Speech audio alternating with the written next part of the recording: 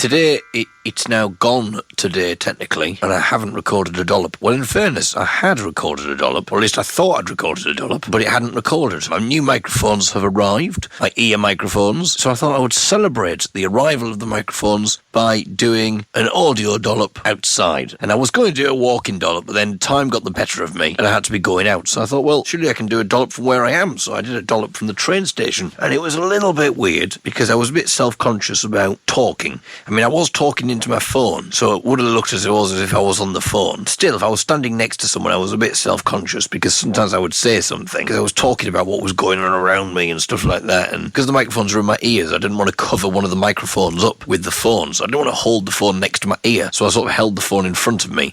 So, I mean, people probably thought I was on some sort of hands-free call or something, but it didn't look like I was having a normal phone call. And then if anyone can hear what I'm saying, I'm commenting on what's going on around me. And I'm not talking as if I'm on the phone, I'm talking as if I'm recording. So I was a bit self-conscious about that. But I did it for the good of the dollop. And it was rather funny. I was coming up with some great observations about the people around me. We spoke to a few people as well. There were a few characters. And then we got on the train. Then I went to the train toilet so I could do a quick dollop about things that were happening on the train. And then I got off the train. I was in Manchester and I did a bit of the dollop from there. There was a bit when I was walking through Manchester and we were walking past somewhere. There were people shouting, "Get your tickets here, get your tickets here," and someone else shouting, "Get your t-shirts here before you go in, but get your t-shirts." And I thought, I wonder what this is. I wonder, we must be passing a theatre or something. And then my sat-nav suddenly alerted me to the fact that there was a Christian Science Centre right next to me. Now, I assume that the Christian Science Centre wasn't the thing that people were going into, but I might be wrong, because it didn't announce that there was any theatre or anything next to me. So you'd have thought that if there was a theatre, there was a lot of people queued up, you'd have thought there was a theatre,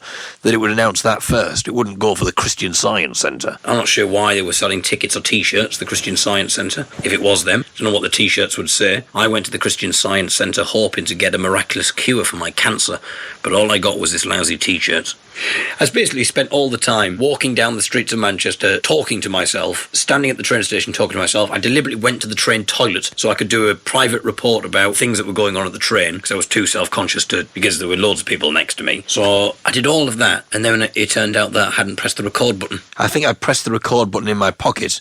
Maybe I accidentally misjudged where the record button was and pressed stop or something. Yeah, now I think about it, I think I did press the wrong button. I'm thinking about where my hand was. You don't want to know where my hand was. I should have really been concentrating on the recorder, especially at the train station. It wasn't appropriate to be doing that with me. Anyway, all that talking to myself, actually talking about where my hand was, that was another thing. When I was putting the microphones in my ears, these are microphones that go in your ears, basically. I'm not mad if you're thinking, what are you doing putting your microphones in your ears? I mean, that's just how you wear them. So when I put them in my ears, I then thought, well, to make this less conspicuous, I'll tuck the wire down my shirt, which I always do. I always tuck the wire down my shirt or in my t-shirt or whatever, so there isn't a big wire trailing around. So I began to feed the wire down my shirt. But then the wire got stuck, so I'm trying to find the bloody thing. So I've got one hand down my shirt, and I'm just sort of fidgeting around for this wire. At which point, the elastic of my cane gets stuck around my wrist, and it sort of tightens. It means I can't really move my hand much anymore. So now I'm really trapped. Now my hand is trapped inside my shirt. I'm still trying to find this wire, and I'm thinking I'm going to have to open some buttons on my shirt here. It's the only way I'm going to be able to get my hand out. So I'm trying to get rid of the cane from my wrist, and I'm also trying to find this wire. So I'm then shaking my hand up and down in my shirt. But goodness knows what it looks to other people, and the wire just isn't coming. The wire is not coming at all. It's like still stuck, and I thought, right, I either start undoing the buttons of my shirt or I disconnect the wire somehow. As I say, I've got no hands free because I've got a battery pack in one hand, I've got my cane which is tied around my wrist, and that hand is stuck down my shirt, vigorously shaking up and down. So I haven't got any hands to reach down to the recorder, so I need to bring the recorder up to me. So the only way to do that is to lift my leg up. So I've now got my leg in the air, I'm hopping up and down because I can't balance, and I'm shaking my hands up and down my shirt to try and free this wire. And eventually I succeed. So I'd put the wire down my shirt in order to make myself look inconspicuous. But by doing that, I then spent about 2 minutes with my leg in the air, with my hand inside my shirt, shaking up and down, which probably made me look more conspicuous than having a wire. Now it probably looked as if I was just wearing some earphones, which in fairness, most people who wear earphones don't tuck the wire down their shirt anyway. So if I just had the wire out, people had gone, oh, he's listening to some music, or he's on the phone, which is why he's talking. So I went through all that rigmarole, and I wasn't even recording in the end.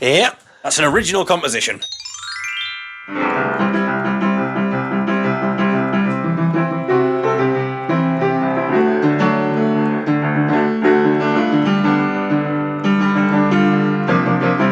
That's the theme tune, everybody, to David's Daily Digital Dollop. Dollop 273. It's been probably about a month or something, but I have some new ear microphones in, and it's time for a walking dollop. Who will we see on our travels? Will we see the man with the water feature?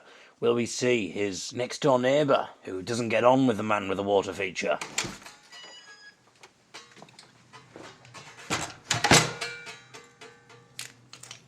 Oh, hello! Our first guest is Nigel. Nigel the cat. For a heightened audio experience, put on your headphones and you'll be able to hear the sound of that screeching bus in three-dimensional realistic quality. You'll also be able to hear the sounds of the wind howling in my ears, as if it was howling in your ears. What a magical experience. It's as if you can pretend to be me, because you are essentially me, as if you are inside my ears. Right now, you're inside my ears. I don't know what people think. If there's anybody in the vicinity, just some of the things they must overhear as I go walking past. You are inside my ears. So I'm talking into my phone, and I'm saying, you are inside my ears. Anyway, I think I've explained this before, but I'll very briefly mention that the idea of having the microphones in your ears, you'll hear a sound that's spatially realistic because of the position of the microphones being in the ears. But it also means that your brain will be able to decode the information. Rather than it being a simple stereo imprint, so the sound is on the left and the right, your brain will be able to use its abilities to interpret acoustic information. It'll automatically be able to understand whether the sound is coming from in front, behind, above or below. So technically, you should be... I could do some tests. I'm going to lie underneath this car, see if you can tell if it's going above my head. I'll do a few tests and see if you can tell the difference and you can let me know. You should be able to hear the sound of the wind in the bushes above my head. We'll do a few tests anyway as we go and see if you can hear the direction of where things are. I know this is sounding very geeky, I'm not.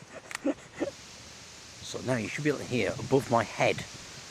That's where the sound is coming from, above my head right now. The sound of the wind in the trees.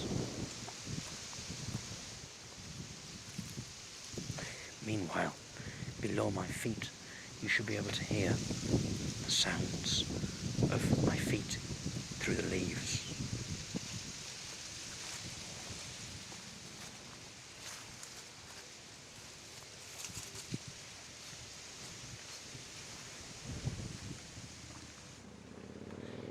You should also be able to tell whether a car is coming from in front or behind me.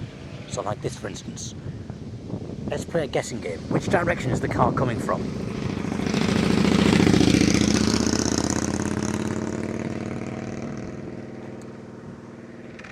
Give yourself a dollop point if you said that it came from the front. It came from the front and passed round to our right. Brilliant new feature there. So many interactive features on these dollops, and thank you very much to everybody who's getting involved. Oh, here's another game. Which direction? If you said that it came from in front, you are correct. Came from in front and passed along the right. Oh, here's another one.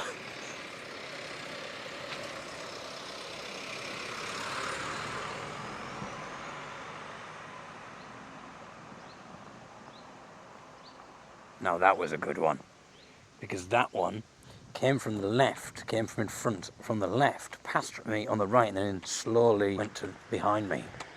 Whereas this one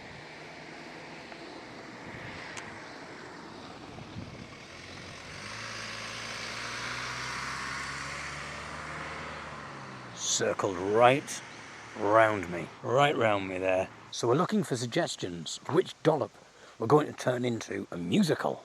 A hyperbolic, dramatic song/musical. We're looking for your suggestions, and we have a few comments, so I shall read those out, and I just thought it'd be nice to read out some of your comments, go for a little bit of a walk. That's it really, a simple dollop today. Oh, hang on, here's something else. Now which direction? It's time to play the game.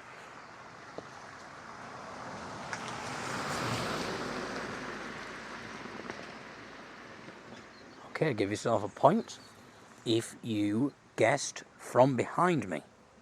He came from behind me and past me on the right. Alex. Amazingly, I thought it might have been the countdown theme tune, but I ignored my first instinct naively, assuming that it was a bit too random to be included in the mix. I should really know better by now. You should, Alex. Why shouldn't the countdown theme? You obviously haven't heard previous pick and mixes. We started the first pick and mix with the EastEnders theme tune. He thinks that Dollop 215, Phone for All the Family, has potential as a musical, or possibly an operetta. Now, I don't think he meant that as a joke. Yeah, you spelled operetta correctly, O-P-R-E-T-T-A, because I thought you might have been doing a joke on like operetta operator, because he's talking about phones, a phone operetta. Yes, I like the idea of that, Alex, and you've also given me an idea there with a phone operetta. Very good. Like phone operator, phone operetta. I like it. But I think my favourite suggestion for David's Daily Digital Dollop the Musical so far comes from Claire. How about the kettle one, where Wi-Fi took over, of course. A classic dollop. Now that, Claire is a dollop aficionado. I think Claire has listened to every single David's Daily Digital Dollop. I mean, she'll have headphones on right now. She'll be listening, playing the game. Which direction is the car coming from? Well done, Claire. It's good to have someone like you on board. I seem to recall doors opening when they wanted to, etc.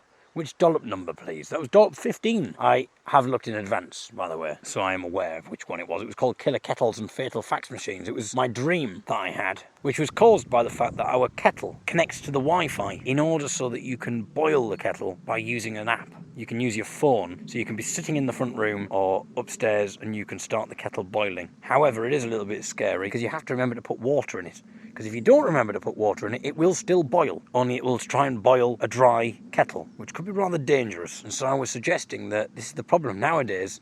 Everything is becoming controllable via Wi-Fi, and that someone could hack into your house and essentially turn your house against you. I like that as an idea for a musical. Well, if anyone wants to read that dollop, and if anyone's inspired to contribute to some words, feel free. Exactly, sheep. So the sheep thinks it's a good idea, don't you? Exactly. She are brilliant. That's what the sheep sing. Then again, you would say that, wouldn't you? Yeah, a few sheep puns, I know. A bit woolly, is that what you're saying? You thought the joke was a bit woolly? Yeah. I know, it was bad, wasn't it? Yeah, exactly. What's that you're saying? Mare? Mare? You want mare? No, I think that'll do. I haven't got any mare. Can you tell which direction the dog is coming from? Give yourself a point if you said behind. I think I'm going to go for Claire's suggestion. I think that's what we're going to go for.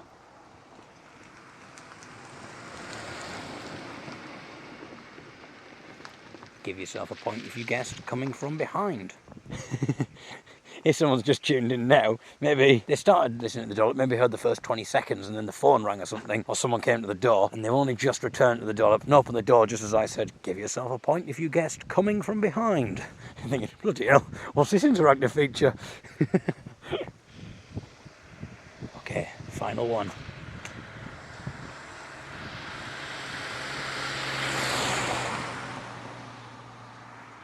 Give yourself a point if you guessed came from in front and went past me on the left. But I'm interested. Feel free to let me know if you did play the game and if you were able to tell. Oh, just got a reply from Claire. This is well and truly interactive. Tar, I will reread/listen tonight. Also, we could use the binaural technology, the three-dimensional audio, to dramatic effect in our musical. We could create proper three-dimensional audio drama so that you'd be able to hear the sounds, for instance, of the various machines advancing towards you from behind. Oh. And I think also in the musical we could sample the sounds of machinery, the sounds of vacuum cleaners and kettles, in order to create some of the music. Oh, I'm liking where this is going, Claire. I'm just giving myself so much more work. Okay, well, thank you very much for listening. So, I need to work on ideas for the rogue domestic robots dollop. Polly, don't put the kettle on. Polly, don't put the kettle on. Polly, don't put the kettle on. You'll get a lot more than tea.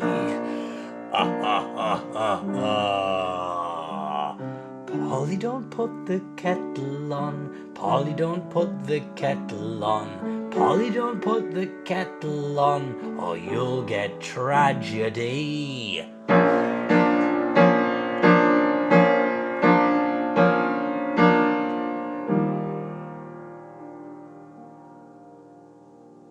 When domestic servants become domestic masters, when a simple, harmless household machine turns from placid to evilly mean, what is this world obscene in which we've entered? What kind of warped science is this that has invented? My kettle's on the boil, my kettle's on the blink, my kettle's gonna kill me, I'm pretty sure. I think the kettle's going crazy, the kettle's going wild, I'm gonna get far more than chamomile. Oh, anyway, I've started the musical already. Let's do a test with this music book. Right, I'm going to wave the music book around in front of me and behind me and up and down, and to give you a proper three-dimensional experience. We'll see if this works. Here we go.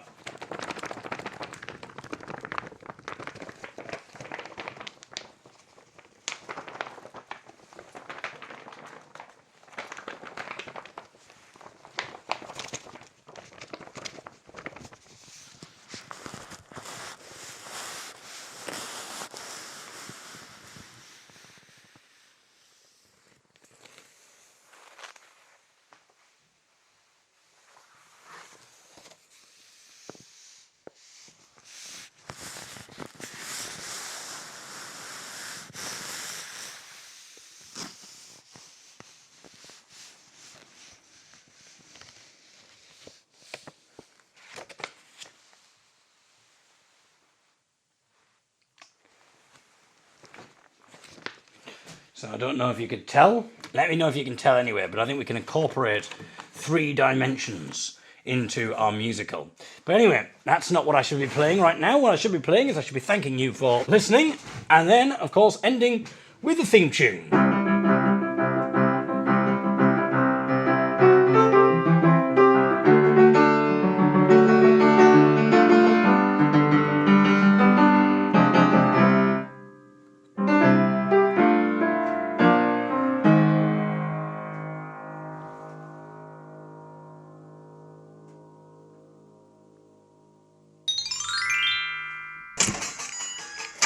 Goodbye. And hello to you. Goodbye to Ben, my housemate. Hello to you. David's Daily Digital Dollop listeners. To David's Daily Digital Dollop. Oh, some lovely stereo. Lovely audio there. I mean, I did get smacked in the face with a bush, but I hope you appreciated the sound. If you were listening in headphones there, that would have been quite a harrowing experience. It would have been as if you also were being attacked by the bush. Yesterday's dollop involved us being attacked by machines. Today, I'm being attacked by rural shrubbery.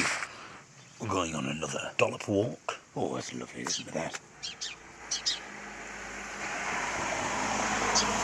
That's one thing David Attenborough doesn't have to worry about, is cars passing when he's trying to do his wildlife stuff. Oh, that's lovely as well. We're getting a lot of lovely sounds here. Sounds of wind chimes. I've just realised the wind chimes are directly where I was stood there, exactly where I've just been standing, talking about the birds and the wind chimes, is directly outside the bus stop. And I just realised there were 2 people just stood there, probably looking at me, wondering what the bloody hell I was doing, just talking, going, oh, some lovely sounds of birds there. And then stopped again. Oh, some lovely sounds of wind chimes. I'm not sure what they thought. I was rather embarrassed as I walked past them. I mean, I could have really topped it off and played the good morning game. There are a few things that happen in my life through being blind, where I think it makes people just think that I'm weird. I mean, if I knew there was people at the bus stop, obviously I wouldn't have stood there chuntering on about birds and wind chimes. Those people will be clearly thinking, that's nice, isn't it? Look at the simple blind man there with his likes to hear the sounds of the birds and the wind chimes and do a little commentary to himself. That's nice, isn't it? And it happened on the train, and you would have heard it if I had been recording. That was the day that I was on the train that I was meant to be. I thought I was recording an audio dollop. I didn't actually do any recording on the train, so I was just listening to some stuff on my mobile phone. A few messages were coming through, and I was just listening to that. And the speaker of my phone is at the bottom of the phone, so I hold the phone upside down in order to hear what the phone's saying. But presumably this must confuse a lot of people, and I think it must get me a lot of attention, because it happens at least, I'd say once a week, once a fortnight, that someone will make comment about this. And you think, if someone says something about it to me, that suggests that there's a lot more people who see it and don't say anything about it, but clearly observe it and think, what the bloody hell's he doing? I mean, other people might put two and two together and assume that if I've got my ear to the bottom of the phone, that I am listening to something. So maybe it's just the not so intelligent people who get confused by this. There's a woman over there, I don't know if you heard, shouting, "Oi, Brandy! Brandy, here! Brandy! Oi, Brandy, here!"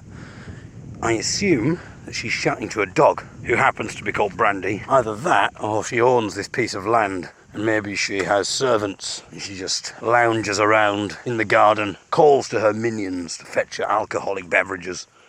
"Oi, Brandy!" But, I assume she's talking about a dog, but I don't know. Anyway, this happened in a taxi the week before, and it happened on the train this week. Someone tapped me on the shoulder and said, "Here mate, you're holding your phone upside down." And presumably you're expecting me to go, "Oh, bloody hell, thank you very much, my friend. That explains a lot." I must have been sending all my text messages upside down. No wonder people couldn't make tail nor head of it. Tail nor head of it? What do you mean? Tail nor head, it's the expression, isn't it? Tail nor head. No, you've got that the wrong way around, mate. Head nor tail. Oh, I've got that the wrong way around as well, have I? Hey. Well, don't I feel like a pratter complete? So I then have to explain to the person, I have got the phone upside down and I'm aware of having the phone upside down, but I'm listening to what the phone is saying and the speaker's at the bottom of the phone. Also, what I don't understand is, presumably I don't look puzzled, I don't look confused. So if I'm holding the phone upside down and I look absolutely fine and contented, as if there's no problem, then presumably, can you not assume that I am using the phone? Like, it may not be how you would expect me to be using it, but clearly I'm using it. I mean, yeah, if I had like a puzzled expression on my face, if I looked really confused and someone was like, "Oh, you're holding the phone upside down, mate," and I'm like, "Oh, that explains a lot." My goodness. Hey, it can happen to us all though, can't it, eh? Anyway, so there's that, and the other thing is I don't have my screen turned on a lot of the time. There's no need for me to have the screen on the phone, so I have that turned off, meaning that I'm essentially just tapping at the phone, and people can't see what I'm tapping on or even see that there's any light coming from the phone. The other thing that I get quite a lot is people saying, "Hey mate, your phone's turned off, you haven't even got your phone on." Again, as if I'm going to go, "Oh, bloody hell. That explains so much, my friend, thank you very much. I've been doing this for weeks wondering what's going on." And I wonder about what are the other people thinking who don't mention this? Are they just assuming, "Oh, well, he's obviously blind, he's obviously using a voice or something, you know, he obviously knows what he's doing, he's not an idiot." Or does everybody else think? Maybe other people think, "Oh, he won't say anything. He's obviously, he's a bit simple. He's, he's clearly enjoying himself. He's absolutely fine there. Someone's obviously given him their broken phone in order to pacify him, keep him happy. And he just enjoys tapping away at it there. That's nice, isn't it?" I mean, bearing in mind as well that the phone has got a really cracked screen. It's got cracks all over it where I knelt on it. I think if you could see, you would have replaced the screen by now. You would have got the phone repaired. But I have absolutely no need, because I don't really need the screen. I only need elements of the screen. So it works for me. But if you could see, you wouldn't really be able to use this phone. So I think that kind of doesn't help either, because I think people probably think, well, he's clearly just, someone's just given him his broken phone, and he's just having a bit of a play. He's having a bit of a tap with it, just tapping the phone, putting it to his ear now and again. That's nice, isn't it? Maybe there's some sort of charity that we can help with, that gives, where we can recycle our old phones, our old broken phones, and we can give them to some charity, and they issue them to blind people, and, they issue them out to the blind people, and and the phones don't work, but they're just happy tapping them and holding the phones to their ears and that kind of thing. Are they not surprised that I'm on a train by myself? Clearly I've managed to get on a train by myself. Maybe they think I'm an escaped person. Maybe they're thinking, "I wonder where he's come from. I wonder how many people are thinking he's clearly not going to get very far." My second from last train journey would have only corroborated people's idea, wouldn't it? And when I say to the ticketing inspector, I thought I was going to Manchester, but it turns out this is the train for Plymouth. They go, it's point proof, and he hasn't got a clue what he's doing. He can't hold a phone. I saw him a few months ago, walking down the street in Sheffield, saying good morning to people. It was 3 o'clock in the afternoon. He clearly doesn't know what he's doing. Now he's on a train to Plymouth. He's meant to be going to Manchester. I saw him at the bus stop just a few days ago, chuntering onto himself about wind chimes and birds and just listening to a sound of a bush. Yeah, well, it's good for him to get out, and it doesn't hurt anyone, does it? That's the thing. Morning. Now, if you're wondering whether that's someone maybe playing a rival Dollop game, I don't think so. It is 3 minutes to 12. So they just got their mornings in, just in the nick of time. Otherwise it'd look like a right fool, wouldn't they? 3 minutes later. And good morning to you. Even if you're listening in the evening or the afternoon, it doesn't matter. Good morning. One of our many Dollop catchphrases. Thank you for listening. Till tomorrow, Dollop 275. Good morning. That's the sound of my helicopter taking me back to the studio. A few days ago, I suggested that all mobile phones should have a button on them, which when pressed, plays your ringtone. This would mean if you found yourself stuck in a conversation with someone that you really wanted to get out of, you could just discreetly press this button, which would be a raised and reasonably large button for easy and discreet access from within your pocket, and your phone would then ring. You would then be freed from the obligation to talk to the boring person that you've been lumbered with. Today, I have another feature that I think should be incorporated into all mobile phones. This idea was inspired by the sound of someone's phone going off, which belonged to the person next to me on the train. If you listen to the audio version of this Dollop, then you will be treated to an impression of this ringtone. For the rest of you, you'll have to use your imagination. Very fast and loud techno music filled the carriage, and an MC began some very enthusiastic high-octane shouting over the boom, boom, boom, booming, and the woo, woo, woo, whooping. Sorry, I forgot I was going to be whooping, and I didn't adjust my levels to accommodate that. The owner of the phone that was playing this lively, loud rave music gave a weary sigh and slowly produced the phone from out of his pocket. And as he did, the volume increased even further. Come on, come on, come on, come on, yelled the MC. Boom, boom, boom, boom, woo, woo, woo, woo. The owner of the phone gave another long sigh, cleared his throat and answered. His hello was croaky, flat and world-weary. He was very downbeat and clearly hungover. I could imagine that last night his mood and energy levels would have matched his raver's ringtone, and it would have been a more appropriate choice, but it certainly didn't suit his mood on this particular morning. The contrast between his techno-hardcore ringtone and his demeanour was comical. It caused me, and a few others nearby, to chuckle. His phone call ended with him croaking an unenthusiastic bye before returning his phone to his pocket with another long sigh. No sooner had he returned the phone to his pocket. Come on, come on, come on, come on! Woo, woo, woo, woo! Boom, boom, boom, boom. He held his head in his hands, gave an exasperated sigh, and then reproduced his phone from his pocket. People were audibly amused by this, and I was trying to stifle my chuckles, given that I was sitting next to him. Not that this man would have the requisite energy to challenge my amusement in any meaningful way anyway. This person presumably chose his ringtone when he was in a partying mood. I would imagine that he didn't consider how he might feel the morning after, hungover and on a train full of people. In this environment, his ringtone seemed like an absurd choice. I therefore think that phones should come with an option to choose specific ringtones for specific times. So he could have his raver's ringtone on a Friday and Saturday night when he's clubbing and partying, but have something a little bit more sedate for a Sunday morning that will complement his hangover and will be less embarrassing for him on a packed train. Or maybe this could just be a function that's automatically activated so that the phone is able to consider the time of day and the person's location and then surmise that the techno-hardcore ringtone will be inadvisable in this particular situation. My other idea would be to integrate a system that is universally compatible with all phones, whereby the person calling you is able to select an option that will bypass your chosen ringtone and play a more standard, sensible one. This would be useful if you knew that the person that you are ringing had a stupid novelty ringtone set, but the news that you had to impart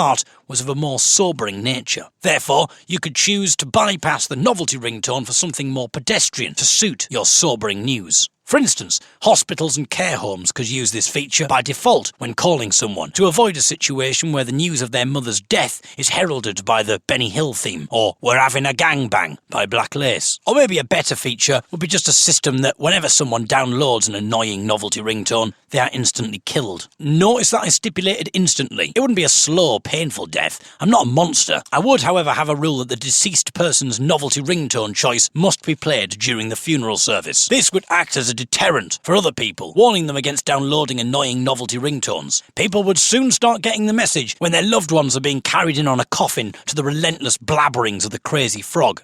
Have I gone too far? No, I thought not.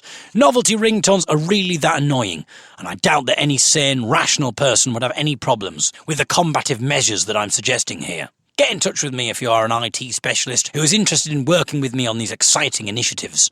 It would also be useful if some lawyers would come forward to help as well.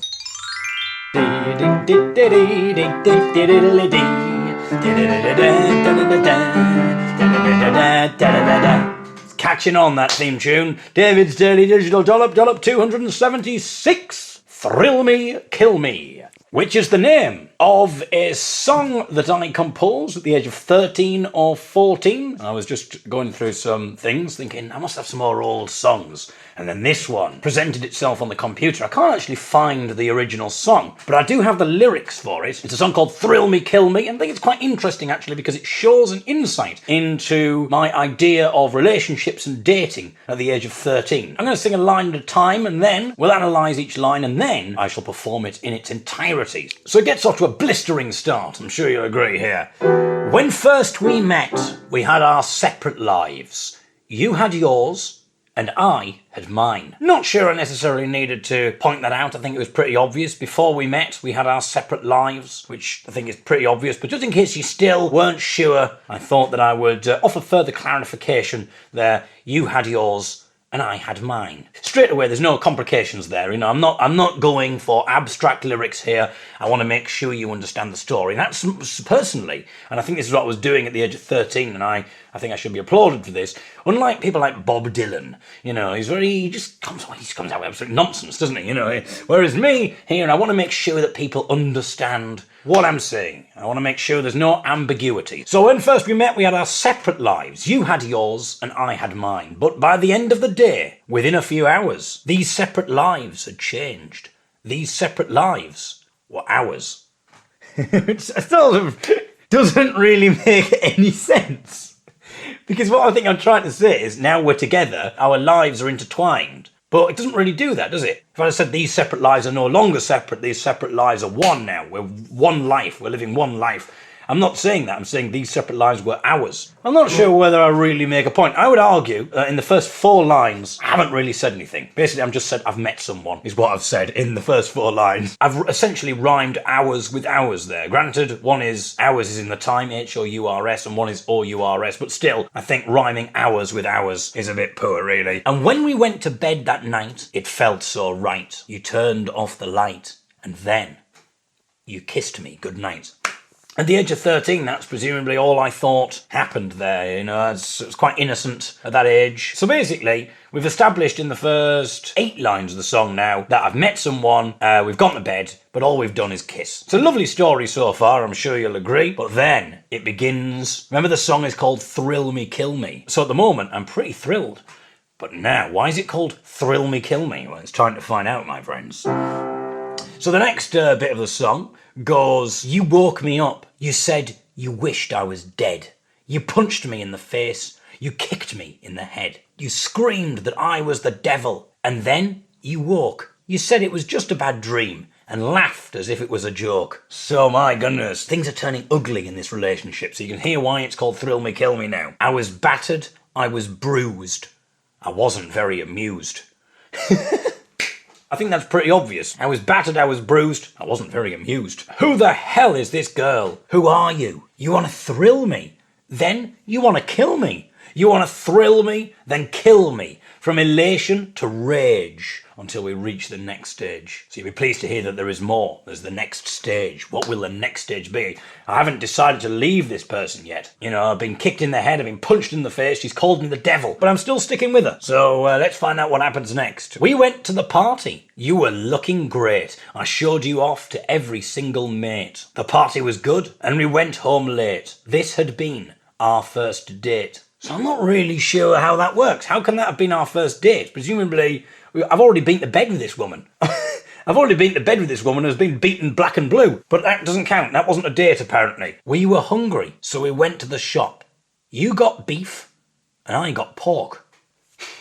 So that kind of ancillary information that I think is that I put in the lyrics, which really heighten the story and really give you an extra dimension there. I could have just said we were hungry, went to the shop, but no, I tell you what we ate. She had beef, I had pork. I think it just helps to add a little bit of extra. It's like when you read a book and they just give you little bits, you know, they describe the landscape or the furniture in the house or something like that, just to build up a profile. I think that's what I was doing there.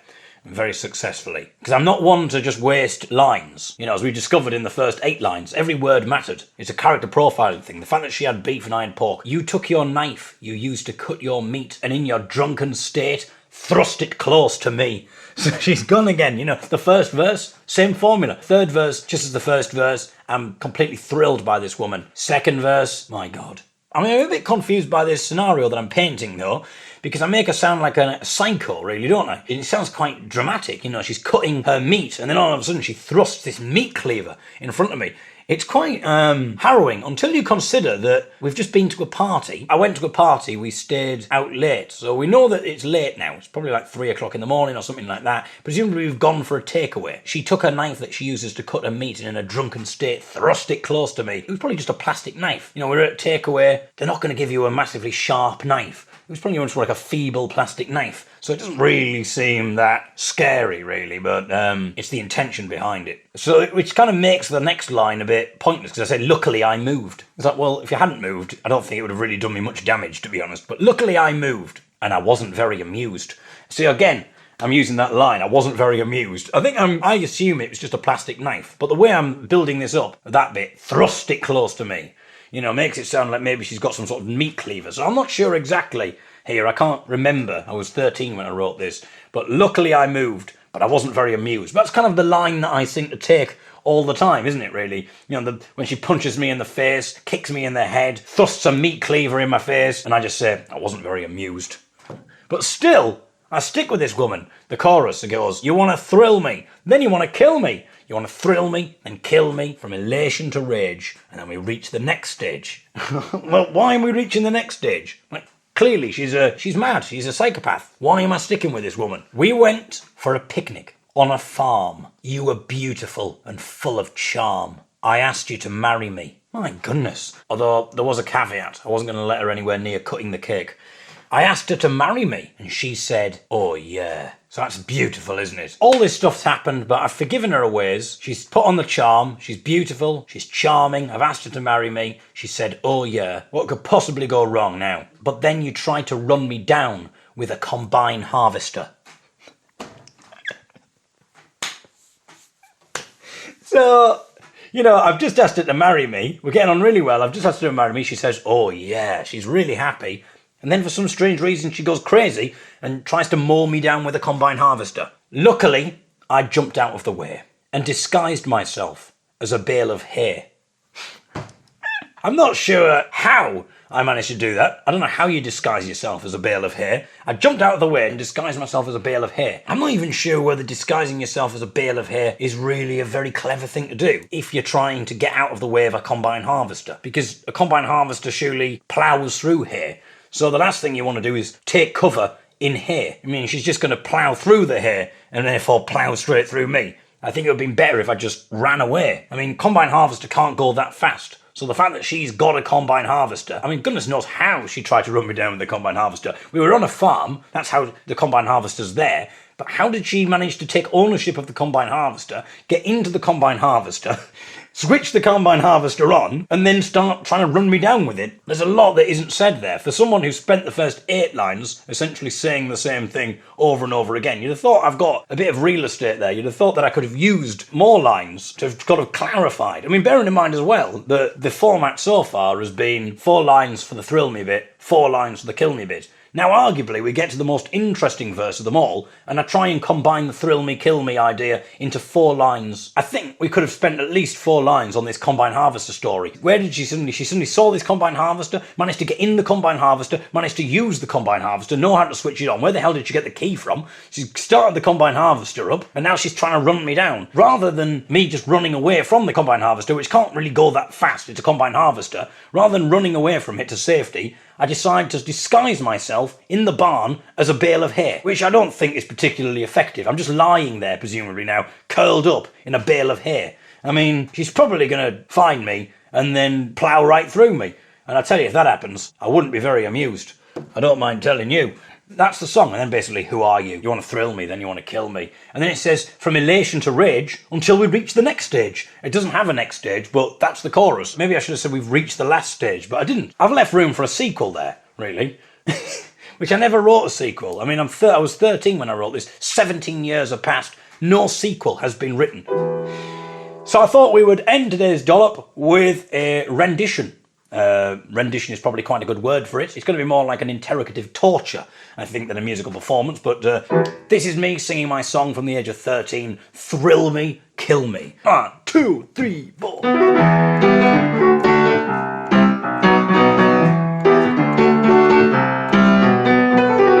When first we met, we had our separate lives. You had yours and I had mine. But by the end of the day, within a few hours, these separate lives had changed. These separate lives were ours. And when I went to bed that night, I felt so right. As we switched off the light, you kissed me goodnight.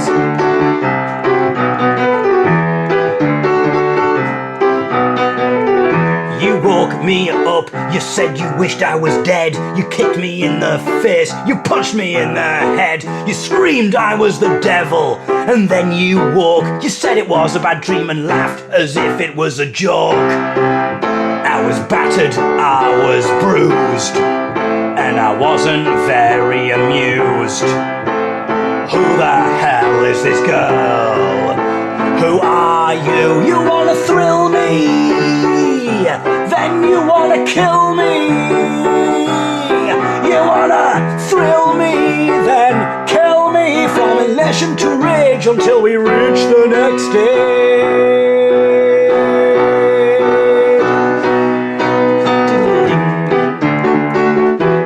To the party, you were looking great. I showed you off to every single mate. The party was good, we went home late. This had been our first date.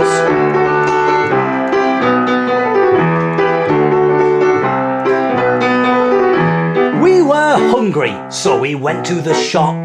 You got beef and I got pork. You took your knife, you used to cut your meat, and in a drunken state thrust it close to me. Luckily I moved, but I wasn't very amused. Who the hell is this girl? Who are you? You wanna thrill me, then you wanna kill me. You wanna thrill me, then kill me. From elation to rage, and then we reach the next stage.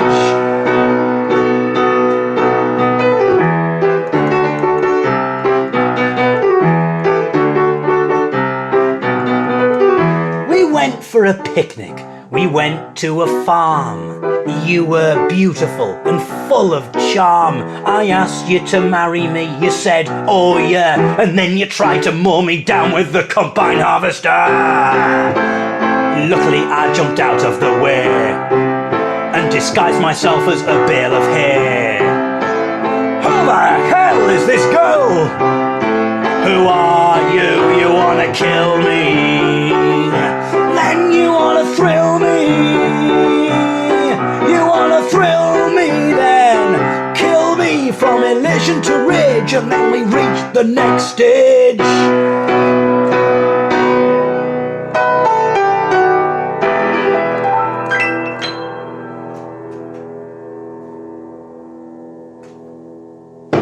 Powerful stuff. Thank you very much for listening. I'll be back tomorrow with Dollop 277.